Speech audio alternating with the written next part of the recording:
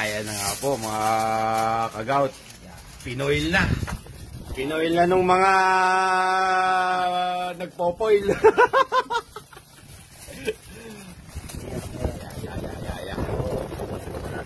Oo, lalagyan mo rin kilid na yan. Paikot na yan. Basi, ayan.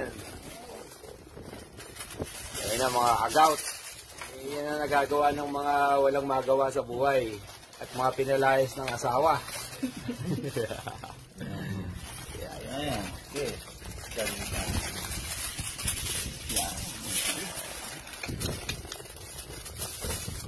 Sige. Maluti ng maigi. Pwede na yan, ano? Tira pa ako, baka maubos eh. Sayang yan. Okay. Balot mo na maigi.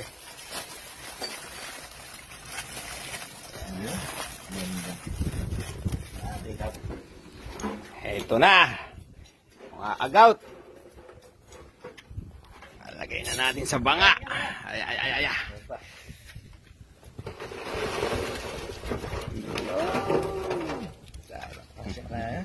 Ayos na siguro yan.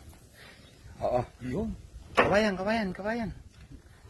Babaan pa konti. Yan. Alat mo na ko yan.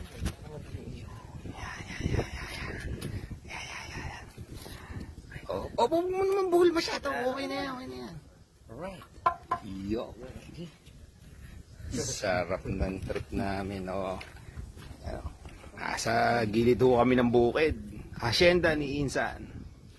Wala sasakyan dito. Lapat lang.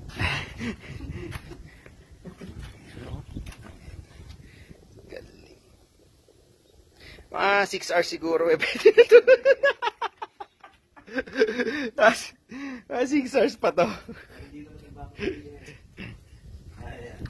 Okay pa yan. Hanggat may beer pa kami. Ice cold naman to Kaya yung nag-iisip na pumunta, abutan pa. Basta walang tatawag na asawa, ha? Walang uwihan. Walang uwihan. Si Tokayo kasi malayo yung asawa, Tama! Yan, okay. Lagyan pa. Okay lang yan. Hindi mamamatay yan. Okay, galat na. Pero maganda yung yan. Tuloy, kulog eh. Nasa ilalim Inan, baka mabasag yung banga. Matulis yan. Teka. Kasi nga rin muna natin.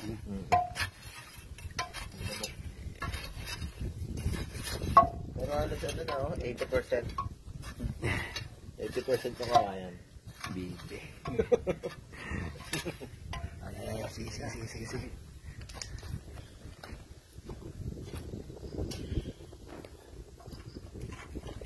Bukas luto na to. Ganda na luto